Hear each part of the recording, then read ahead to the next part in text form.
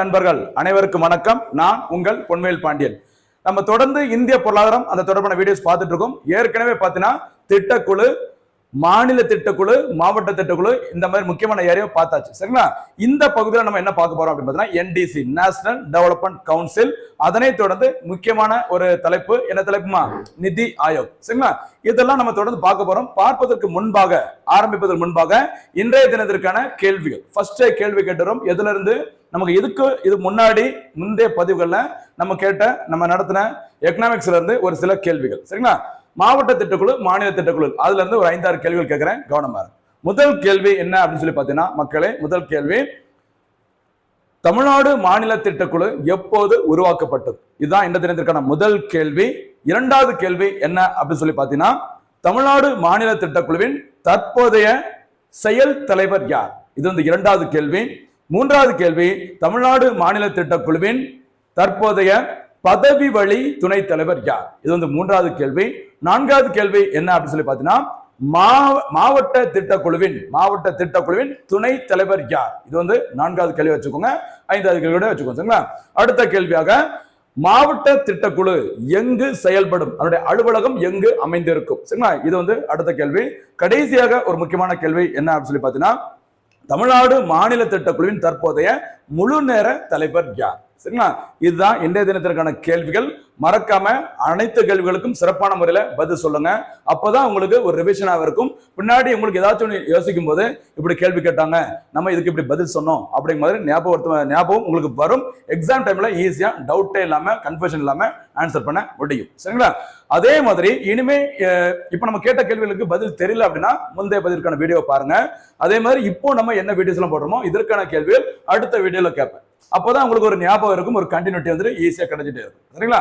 ஆரம்பிக்கலாம். இன்றைய பதிலுக்கான இந்தியா பொருளாதாரத்தின் முக்கியமான தலைப்பு என்டிசி. சரியா? ஃபர்ஸ்ட் பாருங்கம்மா, என்டிசியோட விரிவாக்கம் நேஷனல் டெவலப்மெண்ட் கவுன்சில். சரி, இது ஒரு நாட்டு முன்னேற்ற குழு, ஒரு நாட்டை இந்தியாவை முன்னேற்றத்திற்கான ஒரு குழு. ஓகேவா? இது வந்துட்டு ஒரு சிறப்பு பேர் இருக்கு. என்ன பேர் பார்த்தீங்கன்னா ராஷ்டிரிய விகாஸ் பரிஷத். என்ன பேர் சொல்லுவாங்க? ராஷ்டிரிய விகாஸ் பரிஷத். ராஷ்டிரிய விகாஸ் பரிஷத், RVP அப்படி சொல்லுவாங்க. RVP அப்படின்னா எந்த அமைப்பு அப்படின்னு கேட்கலாம். ஒருவேளை நம்ம ஏற்கனவே திட்டக்குழு பார்த்தோம், பிளானிங் கமிஷனோட சிறப்பு பெயர் என்ன பேருமா? அது எங்க அமைந்துள்ள இடம்? யோஜனா பவன் சொல்லுவாங்க. அதே மாதிரி என்டிசியோட சிறப்பு பெயர் என்னன்னு பார்த்தீங்கன்னா ராஷ்டிரிய விகாஸ் பரிஷத். இந்த விகாஸ்ங்கிற பேர் ஏதாவது கேள்விப்பட்டீங்களா? வேற எங்கேயாவது? விகாஸ் அப்படிங்கிறது விக்ரம் சாராபாய் அவருடைய ஒரு ஷார்ட் நேம். ஞாபகம். இது இந்த ஏரியா வேற. அங்க விகாஸ் அப்படிங்கிறது விக்ரம் சாராபாய் அப்படிங்கிற ஒரு பேர் தான் உங்களுக்கு ஞாபகம் வர வேண்டும். சரிங்களா? இந்தியாவில் பயன்படுத்தக்கூடிய அந்த செயற்கைக்கோள் சேட்டலைட் லான்ச் பண்றதுக்கான ராக்கெட்ல பயன்படுத்தக்கூடிய அந்த இன்ஜினுக்கு என்ன பேருமா? விகாஸ். அந்த விகாஸ் அப்படிங்கிறது விக்ரம் சாராபாய் அவருடைய ஒரு ஷார்ட் நேம். மறந்துடக்கூடாது. இந்த நேம் வரும்போது அது உங்களுக்கு ஞாபகம் வர வேண்டும், மறந்துடக்கூடாது. சரியாமா? சரி, அடுத்து இந்த என்டிசி பாருங்க, இது ஒரு அரசியலமைப்பு சாராத ஒரு குழு. சரியா?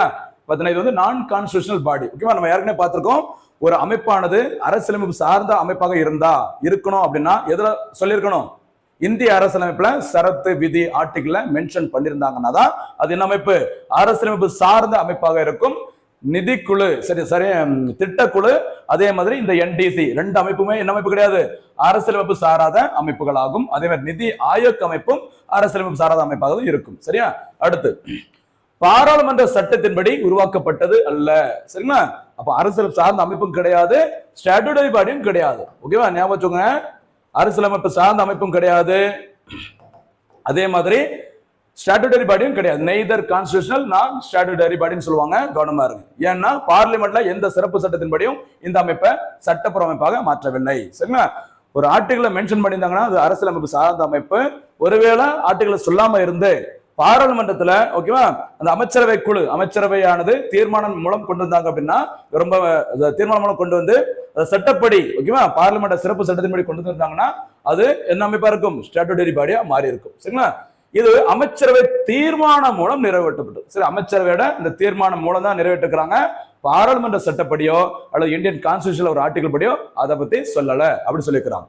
இது அரசியலமைப்பின் ஒரு துணை அங்கம் என்றும் அழைக்கப்படுகிறது. இது பொதுவா என்டிசினா அவருடைய சிறப்பு பெயர் என்ன மாதிரி அந்த அதுக்கு அதிகாரம் இருக்கு அப்படிங்கிறத லைட்டா பார்த்திருக்கோம்.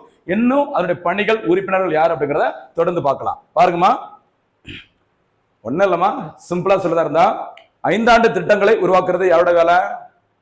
திட்டக்குழுவின் வேலை. சரியா? அதே மாதிரி 5 ஆண்டு திட்டங்களை உருவாக்குறாங்களா, அந்த 5 ஆண்டு திட்டங்களுக்கு இறுதி வடிவம் வழங்குவது யாரோட வேலைன்னா என்டிசியோட வேலை. இதான் ஷார்ட்டா சொல்லணும், ஆனா கொஞ்சம் டீட்டெயிலா எக்ஸாம் பாயிண்ட் ஆஃப்ல பார்க்கலாம். பாருங்க, என்டிசியின் தோற்றம் எப்பொழுது உருவாக்கப்பட்டது பாருங்க. நேஷனல் டெவலப்மெண்ட் கவுன்சில் உருவாக்கப்பட்ட நாள் ஆகஸ்ட் 6, 1952ஆம் ஆண்டு. சரி, ஆகஸ்ட் 6, 1952ல உருவாக்கி இருக்கிறாங்க. 5 ஆண்டு திட்டங்களுக்கு இறுதி வடிவம் வழங்குவது யாரு சொன்னோம்? யாருன்னு சொன்னோம்? டக்குன்னு சொல்லணும், நீங்களே பதில் சொன்னாதான் எனக்கு ஒரு ஆர்வமா இருக்கும். யாருமா? என்டிசி. ஓகேவா? முதல்ல 5 ஆண்டு திட்டம் எப்ப தொடங்கினாங்க?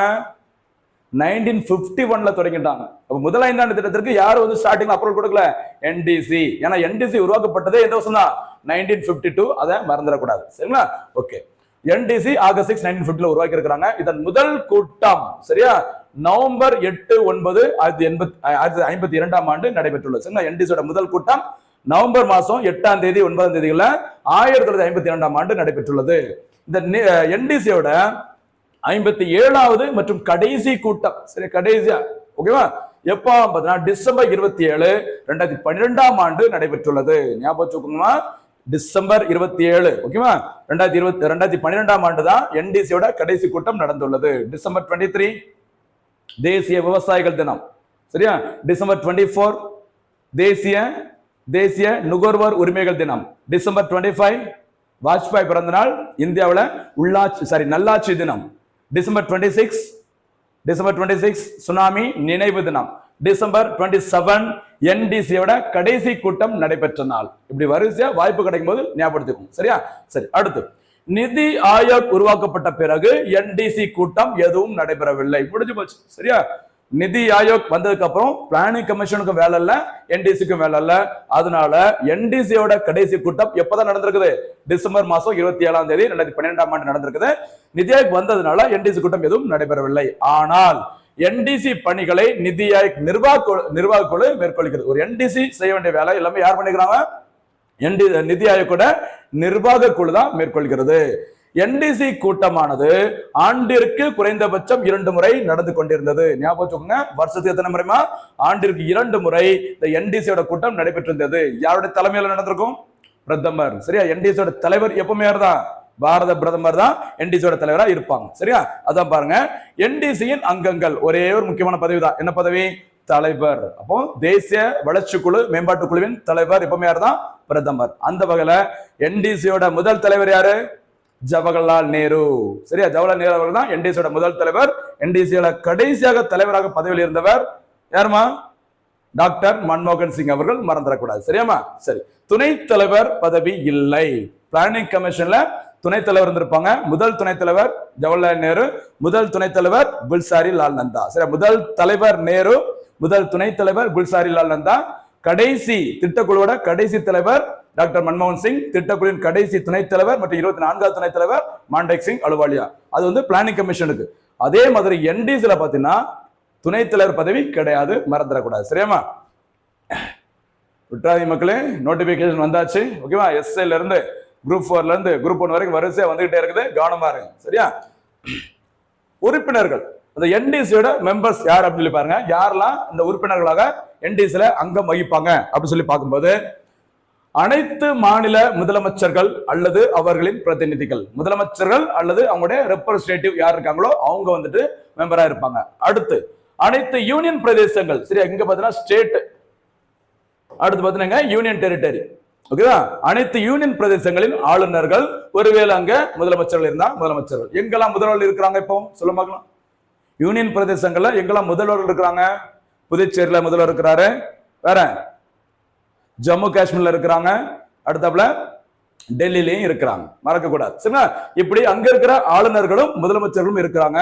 அடுத்து திட்டக்குழுவின் அனைத்து உறுப்பினர்கள், அனைத்து மத்திய கேபினட் அமைச்சர்கள், கேபினட் அந்தஸ்து பெற்ற அமைச்சர்கள், அடுத்து திட்டக்குழுவின் உறுப்பினர் செயலாளர். சரியா? மெம்பர்ஸ், மெம்பர் செக்ரட்டரின்னு சொல்லுவாங்க. அவர் வந்து ஒரு ஐஏஎஸ் அதிகாரியா இருப்பாங்க. இவங்க எல்லாரும் தான் என்டிசில உறுப்பினர்களாக இருக்கிறாங்க. இதுவும் ஸ்டேட்மெண்ட்ல கேட்கலாம். அப்ப யாரெல்லாம் இருப்பாங்க என்டிசில உறுப்பினர்களாக? அனைத்து மாநிலங்களோட முதலமைச்சர்கள், அனைத்து யூனியன் பிரதேசங்களோட ஆளுநர்களும் முதலமைச்சர்களும் இருப்பாங்க. இது தவிர திட்டக்குழுவின் அனைத்து உறுப்பினர்கள், எல்லா கேபினட் அமைச்சர்களும் இருப்பாங்க. பிளஸ் திட்டக்குழுவின் உறுப்பினர் செயலாளர். இவங்க எல்லாமே எதுல அங்க வைக்கிறாங்கமா? என்டிசில அங்கம் வைக்கிறாங்க. ஓகேவா? என்டிசியோட முக்கியமான வேலை என்ன அப்படிங்கறத நம்ம தொடர்ந்து பார்க்க போறோம். பாருங்க, நேஷனல் டெவலப்மெண்ட் கவுன்சில் அதோட மெயின் ஃபங்க்ஷன் என்னன்னு பாத்தீங்கன்னா, சரி, ஃபர்ஸ்ட் தேசிய திட்டங்களை உருவாக்குதல் மற்றும் வளங்களை மதிப்பீடுதல் உள்ளிட்ட வழிகாட்டுதல்களை தருதல். ஞாபகம் வச்சுக்கோங்க, தேசிய அளவுல முக்கியமான திட்டங்களை உருவாக்குறாங்க. பிளஸ் அதனுடைய வளங்கள், ரிசோர்சஸ், சரி, என்னென்ன ரிசோர்ஸ் எல்லாம் நம்மகிட்ட இருக்குது, அதை எப்படி எல்லாம் பயன்படுத்தலாம் அப்படின்னு சொல்லிட்டு அதை மதிப்பீடு செய்வதும் என்டிசி தான். அது தொடர்பான வழிகாட்டுதல்கள், சரி, கைட்லைன்ஸையும் கொடுக்கறாங்க இந்த என்டிசி. சரியா? என்டிசியோட தலைவர் யாரும் மறக்க கூடாது, பிரதமர். ஓகேவா? சரி, அடுத்து திட்டக்குழுவால் உருவாக்கப்பட்ட திட்டங்களை அனுமதித்தல் மற்றும் ஆய்வு செய்தல். நம்ம ஏற்கனவே பார்த்துட்டோம், 5 ஆண்டு திட்டங்களை உருவாக்குறது மட்டும் தான் யாரோட வேலை? பிளானிங் கமிஷனோட வேலை. சரியா?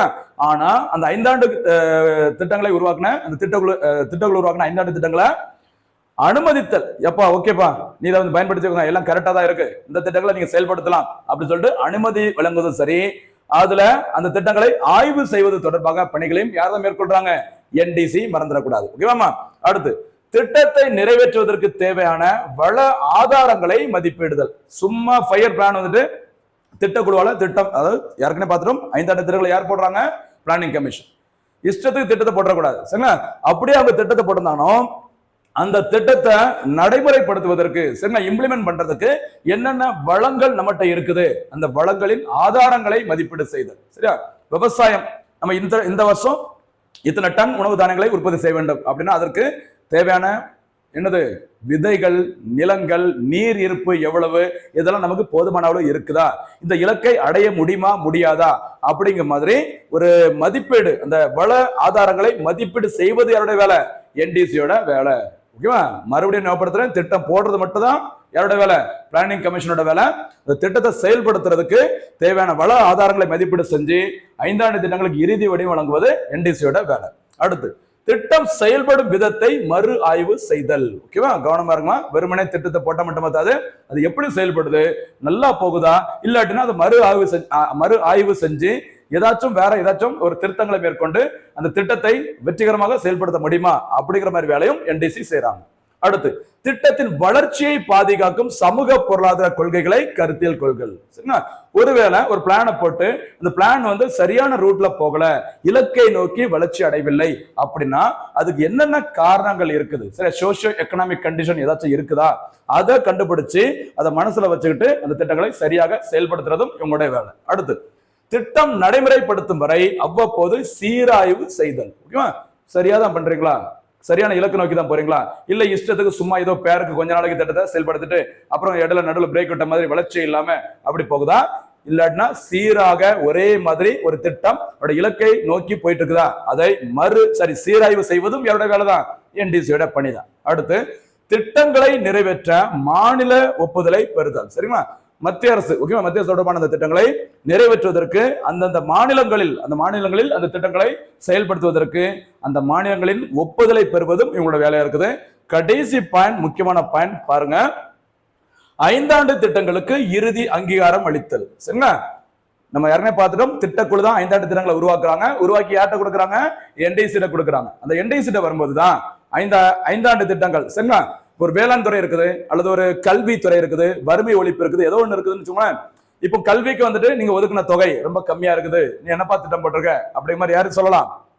என்டிசி சொல்லி நிதி அதிகமா இருந்தா குறைக்கலாம், குறைவா இருந்தா என்ன பண்ணிக்கலாம்? அதிகரிச்சுக்கலாம். அப்படி 5 ஆண்டு திட்டங்கள் உருவாக்கப்பட்ட பிறகு அதற்கான இறுதி அங்கீகாரம், அப்ரூவல் யார் தான் கொடுக்குறாங்க? என்டிசி. ஆனா இதை நோட் பண்ணி பார்க்க வேண்டிய விஷயம் என்னன்னு பாத்தீங்கன்னா, 5 ஆண்டு திட்டங்களை உருவாக்குறது யாரு?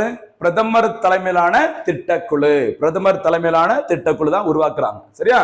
அப்படி பிரதமர் தலைமையிலான திட்டக்குழு உருவாக்கின 5 ஆண்டு திட்டங்களுக்கு இறுதி வடிவம் கொடுப்பது யாரு? அதே பிரதமர் தலைமையிலான என்டிசி. இதுக்கு பருத்தி மூட்டை குடவுல இருக்கலாமே அப்படி மாதிரி தோணும், போக போக அது எதுக்கு அப்படிங்கறது உங்களுக்கு புரிய வைக்கிறேன். சரியா? கவனமா இருங்க.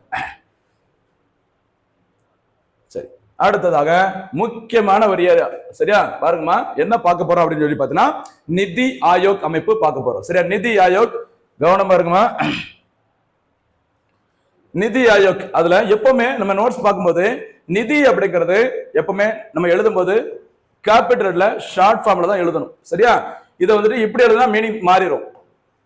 ஓகேவா? நிதி அல்லது நிதி அப்படின்னா மீனிங் வேற. நிதினா ஃபண்டு, பணம் அப்படிங்கிற கணக்குல வந்துடும். நிதி அப்படின்னு எழுதும்போது எப்பவுமே இங்கிலீஷ்ல ஷார்ட் ஃபார்ம் எழுதுங்க. அந்த நிதியோட விரிவாக்கம் என்னன்னு பார்த்தீங்கன்னா national institution for transforming India. சரியா? அதோட விரிவாக்கம் தமிழ்ல மாறும் இந்தியாவிற்கான தேசிய நிறுவனம். நம்ம பழைய காலம் மாதிரி இல்ல. சரியா? இனிமே ஃபியூச்சர்ல வேற லெவல்ல சூப்பரா பொருளாதார ரீதியாகவும் பல்வேறு விஷயங்கள் ரீதியாகவும் நம்ம என்ன பண்ணணும்? வளர்ச்சி அடைய வேண்டும். அதற்காக தான் ஞாபகம் வச்சுக்கோ மக்களே, மாறும் இந்தியாவிற்கான தேசிய நிறுவனம் என்று அழைக்கப்படும் நிதி ஆயோக் அமைப்பு உருவாக்கப்படுது. இது நிதியோட விரிவாக்கம் தான் national institution for transforming India. Aayog அப்படின்னா என்ன மீனிங் பார்த்தீங்கன்னா குழு. சரியா? அப்போ மாறும் இந்தியாவிற்கான தேசிய நிறுவனத்திற்கான ஒரு குழு, அதான் அந்த மீனிங்ல வருது. கவனமா இருங்க. சரிங்களா? ஓகே, இந்த நிதி ஆயோக்கோட தோற்றம் என்னன்னு சொல்லி பாருங்கம்மா. பாருங்க, நிதி ஆயோக் அமைப்பை உருவாக்குவதற்கு பரிந்துரை செய்த குழுவின் தலைவர் அஜய் சிப்பர். சரியா? என்ன பேருமா? அஜய் சிப்பர். நம்ம ஏற்கனவே திட்டக்குழு பார்த்தோம்ல. இப்ப திட்டக்குழுக்கு மாற்றாக தான் நிதி ஆயோக் அமைப்பு கொண்டு வந்திருக்கிறாங்க. சரிங்களா? அதாவது மார்ச் 15, 1950 அன்று தேசிய அளவிலான அந்த பிளானிங் கமிஷன் திட்டக்குழு உருவாக்கப்பட்டது. சரிங்களா? அந்த திட்டக்குழு பிஜேபி கவர்மெண்ட் 2014ஆம் ஆண்டு ஆட்சி பிடிச்ச பிறகு திட்டக்குழு கலைக்கப்பட்டது. எப்ப கலைச்சாங்க? ஆகஸ்ட் 17, 2014 அன்று கலைக்கப்பட்டது. அதனைத் தொடர்ந்து முறைப்படி இந்த நிதி ஆயோக் அமைப்பானது ஜனவரி 1, 2015 முதல் தொடங்கப்பட்டு வருகிறது. இந்த நிதி ஆயோக்கோட முக்கியமான வேலை மத்திய அரசின் சிந்தனை களஞ்சியமாக ஆலோசனை வழங்கும் அமைப்பாக செயல்படுகிறது. இதான் ஷார்ட்டா.